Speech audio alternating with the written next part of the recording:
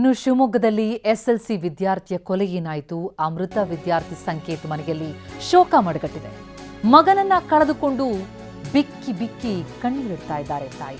ನನ್ನ ಮಗ ಚೆನ್ನಾಗಿ ಓದ್ತಿದ್ದ, ಒಳ್ಳೆ ಅಂಕ ಪಡೆದಿದ್ದ, ಪರೀಕ್ಷೆಗಾಗಿ ಪೆನ್ನನ್ನ ದೇವರ ಮುಂದಿಟ್ಟು ಪೂಜೆ ಮಾಡಿದ್ದ. ನಿನ್ನೆ ಸ್ಪೆಷಲ್ ಕ್ಲಾಸ್ಗೆ ಅಂತ ಹೋದವ ವಾಪಸ್ಸೇ ಬರಲಿಲ್ಲ. ಆತನ ತಂದೆಗೆ ನಾನು ಏನು ಹೇಳಲಿ ಅಂತ ತಾಯಿ ಕಣ್ಣೀರು ಹಾಕಿದ್ದಾರೆ. ಟಿವಿ9 ಬಳಿ ಕಣ್ಣೀರಿಟ್ರು ಮೃತ ಸಂಕೇತ ತಾಯಿ ಮಂಜುಳಾ. ಎಸ್ಎಲ್ಸಿ ವಿದ್ಯಾರ್ಥಿಯನ್ನ ಅಪ್ರಾಪ್ತ ಯುವಕರೇ ಕೊಲೆ ಮಾಡಿದಂತಹ ಘಟನೆ ಇದು. ಸ್ಪೆಷಲ್ ಕ್ಲಾಸ್ ಮುಗಿಸಿ ವಾಪಸ್ಸಾಗ್ತಾ ಇದ್ದಂತಹ ವಿದ್ಯಾರ್ಥಿ ಸಂಕೇತ್ ಇನ್ನೊಬ್ಬ ವಿದ್ಯಾರ್ಥಿಯ ಜೊತೆ ಈ ಅಪ್ರಾಪ್ತರು ಆತನ ಮೇಲೆ ಹಲ್ಲೆ ಮಾಡೋದಕ್ಕೆ ಮುಂದಾಗ್ತಾರೆ. ಅದರ ಮಧ್ಯೆ ತಪ್ಪಿಸೋದಕ್ಕೆ ಹೋಗ್ತಾನೆ ಸಂಕೇತ್. ಆಗ ಈತನ ಹತ್ಯೆಯಾಗಿದೆ. ಸ್ಕೂಲಿಗೆ ಹೋಗ ರಾಕ್ ನೆಲ ಒರ್ಸಕತ್ ನೆಲ ತುಳ್ದ ಚಪ್ರಿ ನೆಲ ತುಳಿತಿ ಅಲ್ಲೇ ಹೊರ ಬಂದು ಆಮೇಲೆ ಪೆನ್ ದೇವ್ರ ಮುಂದಿಟ್ಟದ್ದು ದೇವ್ರ ಅಮ್ಮ ಇವತ್ತು ಎಕ್ಸಾಮ್ ಐತಮ್ಮ ನಮಗೆ ಎಕ್ಸಾಮ್ ಐತಮ್ಮ ನಾನು ಒಕ್ಕಾನಿ ಬಾಯ್ ಅಂದ ಸಂಕೇತ ಟೈಮ್ ಎಷ್ಟಾಗೈತಲ್ಲೇ ಅಮ್ಮ ನಿನ್ನೆ ಟೈಮ್ ಆಗಿಲ್ಲಮ್ಮ 8 ಗಂಟೆಗೆ ಐತಿ ನೀನು 9 ಗಂಟೆಗೆ ಹೋಗೋದು ಅಂದ. ಅಜ್ಜಿ ಬಾಯ್ ಅಜ್ಜಿ ಅಂದ. ಆಮೇಲೆ ಅವನಿಗೆ ಇನ್ನೊಂದು ಸರಿ ಅಮ್ಮ ಬಾಯ್ ಅಮ್ಮ ಅಂದ. ಹ್ಞೂ ಚಿನ್ನ ಇದನ್ನು ಮರ್ಸ್ಕೊಳ್ಳೆ ನಾನು ತುಳ್ದಾನೆ ಅಂತ ಹೇಳಿ ಹಿಂಗೆ ಸೋದ ಸರ್ ನನ್ನ ಮಗ. ಆಮೇಲೆ ರಾತ್ರಿ 8:30ಗೆ ಫೋನ್ ಮಾಡಿದ್ರೆ 9:30 ಕಳಿಸ್ತೇವೆ ಅಮ್ಮ ಅಂದಾರ ಸರ್. ನಮಗೆ ಕಳಿಸ್ಲೇ ಇಲ್ಲ ಸರ್. 9 ಗಂಟೆಗೆಲ್ಲ ಆಸ್ಪತ್ರೆಗೆ ತಗೊಂಬಂದಿದ್ರು ಸಾವಿದ್ದಾರ ಸರ್. ಏನಾಗಿಲ್ಲಮ್ಮ ನಿನ್ನ ಮಗ್ಗ ಅಂದರು. ಆಮೇಲೆ ಇಲ್ಲ ಆಗಲ್ಲ ಬೇಗನೆ ತಗೊಂಡೋಗ್ರಿ. ನಾನು ತೊಡಿ ಮೇಲೆ ಹಾಕ್ಯಂದು ಸಂಕೇತ ಅಂದ್ರೆ ಆನ್ಲಿಲ್ಲ ಡಾಕ್ಟ್ರ್ ಒಳ ತಗೊಂಡೋಗಿ ಇಲ್ಲಪ್ಪ ಹೋಗ್ಯತೆ ನನ್ನ ಮಗಂಡಿಗೆ ಏನು ಹೇಳಿ ನನ್ನ ಮಗನ ಇಲ್ಲ, ನನ್ನ ಮಗ ವಂಶ ಬೆಳೆಸ ಮಗನ ಇಲ್ಲ ನನ್ನ ಮಗ ಯಾರಿಗೆ ಒಬ್ರಿಗೆ ಒಂದು ಮಾತನ್ಲಿಲ್ಲ ಅಂತ ಒಳ್ಳೆ ನನ್ನ ಮಗ ಬಿಟ್ಟು ಹೋಗ್ಬಿಡ್ಸ ನಮ್ಮನ್ನ. ಭಾಳ ಸಾಮಾನ್ಯಾಗ ಇಷ್ಟಿಟ್ಟು ಮಠ ಪ್ರೈಸ್ ಗೆತ್ಕೊಂಬಂದದ 3 ಇವು ಎಲ್ಲಿ ಒಲೆ ಅಂದ್ರೆ ಅಪ್ಪಾಜಿ ಕೊಟ್ಟಿದ್ರಮ್ಮ. ಅವ್ರ ಅಪ್ಪಾಜಿ ನನಗಲ್ಲೇ ಗುಂಡು ಕೊಟ್ಟಿರೋದು ಇಷ್ಟಿಟ್ಟು ಮಠ ಬಾಕ್ಸ್ ಎತ್ಕೊಂಬಂದು ಕನ್ನಡದ್ರಾಗ 80 ಮಾರ್ಕ್ಸ್ ತೆಗದ ಗೋಬಿ ತಿಂದು ಬಂದು 100 ರೂಪಾಯಿ ಕೊಟ್ಟೆ ನಾನು. ಆಮೇಲೆ ರಾಂಗ್ ತೆಗಿತಾನಮ್ಮ ಅಂದು 10 ಗಂಟೆ ಮೆಸೇಜ್ ಮಾಡಿ 5 ಗಂಟೆಗೆ ಎದ್ದು ಓದ್ಕೊಂತದ್ದ ನನ್ನ ಮಗ. ನಿನ್ನೆ 5 ಗಂಟೆಗೆ ಎದ್ದು 7 ಗಂಟೆ ಮಟ್ಟ ಓದ್ಕೊಂಡು ಮನೆಗೆ ಬರಲಿಲ್ಲ ಸರ್ ನನ್ನ ಮಗ. ಏನು ಹೇಳೋಣ ಸರ್ ನಾನು ನಮಗೆ ಮಾಹಿತಿ ಏನು ಗೊತ್ತಿಲ್ಲ ಸರ್ ನಮಗೆ. ಹುಡುಗರು ಆಂಟಿ ಏನಾಗಿಲ್ಲ ಆಂಟಿ ಅಂದು ಆ ಹುಡುಗರು ನಮ್ಮ ಜೊತೆಗೆ ಬಂದು ಸಂಕೇತಿಗೆ ಏನಾಗಿಲ್ಲ ಅಂದು ನಮ್ಮ ಸಂಕೇತನ ರೂಮಿಗೆ ಕರ್ಕೊಂಡು ಹೋದ್ರು. ಅಲ್ಲಿ ಮೆಡಿಸಿನ್ ಕೊಡ್ತಾರ ನಾನು. ಆಮೇಲೆ ನಮ್ಮ ಮನೆಯವ್ರ ಗುಂಡ ಬಿಟ್ಟು ಅಂದೇ ಅಂದ ಮೇಲೆ ನಮಗೆ ಗೊತ್ತಾಗೈತೆ ಸಾ ನನ್ನ ಮಗನ ನಾವು ಹೆಂಗೆ ಮರ್ತು ಬಿಡೋಣ ಸಾ ನಾವು.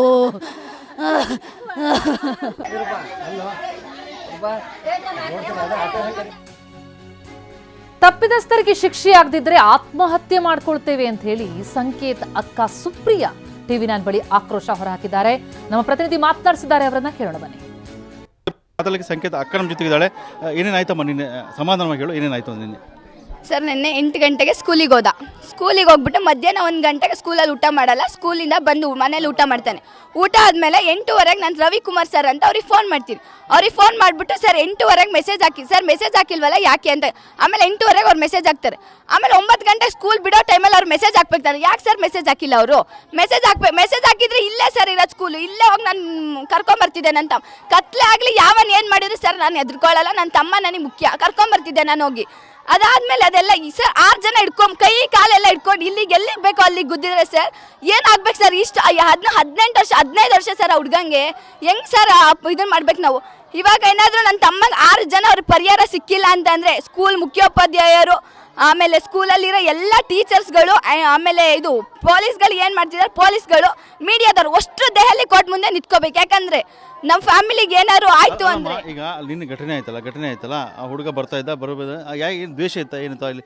ಈ ಹುಡುಗರು ಯಾರು ಇರಲ್ಲ ಸರ್? ಹುಡುಗರು ಅಂತ ಗಿರೀಶ ಅಂತ ಎಲ್ಲ ಇದ್ದಾರೆ. ಅವ್ರೊಂದು ಗ್ಯಾಂಗು. ಅವ್ರ ಗ್ಯಾಂಗಲ್ಲಿ ಅವ್ರಿಗೆ ಏನು ಮಾತಾಡಲ್ಲ. ಅವ್ರ ಪಾಡಿಗೆ ಯಾವುದೋ ಹುಡುಗನ ಜಗಳ, ಯಾವ ಹುಡುಗ ಅಂತ ನೀವು ಸರ್ ಪೊಲೀಸ್ ಸ್ಟೇಷನ್ ಕೇಳ್ಬಿಟ್ಟು ಯಾವ ಹುಡುಗ ಅಂತ ಕೇಳ್ಬಿಟ್ಟು ಅವ್ನ ಬಾಯ್ ಬಿಡಿಸ್ರಿ. ಏನು ಪೊಲೀಸ್ ಇರೋದು ಸರ್? ಪೊಲೀಸ್ ಇರೋದೇ ಕೇಳೋಕ್ಕಾಗಿ ಪೊಲೀಸ್ ಬಂದ್ಬಿಟ್ಟು ಕೇಳಬೇಕು. ಯಾವನ್ ಹೊಡೆದಿದ್ದಾನೆ, ಯಾವನ್ಗಿಂತ ಯಾವನ್ಗೇನಾಗಿದೆ ಅಂತ ಕೇಳಬೇಕು. ಕೇಳಾದ್ಮೇಲೆ ನನ್ನ ತಮ್ಮಂಗೆ ಏನಾಗಿದೆ ಆಗಿದೆ. ಯಾರ್ದೋ ಜಗಳದಿಂದ ಯಾರೋ ಹೋಗಿರೋದು. ಆಮೇಲೆ ನಮಗೆ ಓದ್ಕೊಳ್ಳೋಕೆಲ್ಲ ತುಂಬಾ ತೊಂದರೆ ಆಗ್ತಿದೆ. ಅದಾದ್ಮೇಲೆ ಎಷ್ಟೊತ್ತಿಗೆ ಬೇಕೋ ಅಷ್ಟೊತ್ತಿಗೆಲ್ಲ ಇಸ್ಪೀಟ್ ಆಡ್ತಿರ್ತಾರೆ. ಆಮೇಲೆ ರೋಡಲ್ಲಿ ಓಡಾಡಕ್ಕೆ 10 ಗಂಟೆ ಆದರೂ 7 ಗಂಟೆ ಆದರೂ ಹೊರಗಡೆ ಬಂದು ನಿಂತ್ಕೊಳ್ಳೋ ಅಷ್ಟು ಹೆಣ್ಮಕ್ಳಿಗೆ ಇದಿಲ್ಲ, ರೈಟ್ಸ್ ಇಲ್ಲ. ಅಷ್ಟು ನಮಗೆ ಟಾರ್ಚರ್ ಅಂದರೆ ಸಿಗರೇಟ್ಸ್ ಮೇಲೆಲ್ಲ ಸರ್, ಅದರಿಂದ ನನಗೆ ಇನ್ಫೆಕ್ಷನ್, ಮೂಗಿಂದೆಲ್ಲ ಇನ್ಫೆಕ್ಷನ್ ಆಗ್ತಿದೆ ಸಿಗರೇಟ್ಸ್ ಮೇಲಿಂದ. ಅದನ್ನ ಹೆಂಗ್ ಪರಿಹಾರ ಮಾಡಬೇಕು? ಎಲ್ಲ ಈ ಭಾಗದಲ್ಲಿ, ಈ ಸುಳೆಬೈಲು ಭಾಗದಲ್ಲಿ ಅಕ್ಕಪಕ್ಕದ ನೋಡೋಣ ಗಾಂಜಾ ತುಂಬ ಜಾಸ್ತಿ ಇದೆ. ತುಂಬಾ ಅಂದ್ರೆ ತುಂಬಾ ಜಾಸ್ತಿ ಇದೆ ಸರ್. ಗಾಂಜಾ ಎಲ್ಲ ನೋಡಿದ್ರು ಗಾಂಜಾ. ಎಲ್ಲ ಹೆಂಗ್ ಮಾಡ್ತಿರ್ತಾರೆ ಅಂದ್ರೆ ಸರ್, ಒಂಥರ ಸೈಕಾಗಿ ಆಡ್ತಿರ್ತಾರೆ, ಅಷ್ಟ್ರು ಒಂಥರ ಆಡ್ತಿರ್ತಾರೆ. ಆಮೇಲೆ ಅವ್ರ ಪಾಡಿಗೆ ಅವರು ನಮ್ಮ ಪಾಡಿಗೆ ಅಂದರೆ ನಮ್ಮ ಮನೆ ಬಗ್ಗೆ ಯಾರು ಏನು ಮಾತಾಡೋದು. ನಮ್ಮ ಅಪ್ಪನ ಥರ ತುಂಬ ಸ್ಟ್ರಿಕ್ಟ್ ಆಗಿದ್ದಾರೆ. ನಮ್ಮ ಅಪ್ಪ ಏನು ನಮ್ಮ ಮನೆ ಬಗ್ಗೆ ಯಾರು, ಬಟ್ ಅಲ್ಲೆಲ್ಲ ಹೋಗ್ತಿರ್ತಾರಲ್ಲ, ಎಲ್ಲಿ ಬೇಕೋ ಇಲ್ಲೆಲ್ಲ ಬಿದ್ದಿರ್ತಾರೆ ಸರ್. ಹೆಣ್ಮಕ್ಳು ಇದ್ದಾರೆ ಇಲ್ಲ, ಅಲ್ಲೆಲ್ಲ ವಾಶ್ರೂಮ್ಸ್ ಎಲ್ಲ ಮಾಡ್ತಿರ್ತಾರೆ. ಹೆಣ್ಮಕ್ಳು ಇದ್ದಾರೆ ಇಲ್ಲ ಅಂತ ನೋಡಲ್ಲ ಸರ್. ಅದು ಯಾಕೆ ಮಾಡಲ್ಲ? ಇದೆಲ್ಲ ಏನಾಗಬೇಕು ಅಂತ ಕೇಳ್ರಿ ಅಷ್ಟೇ.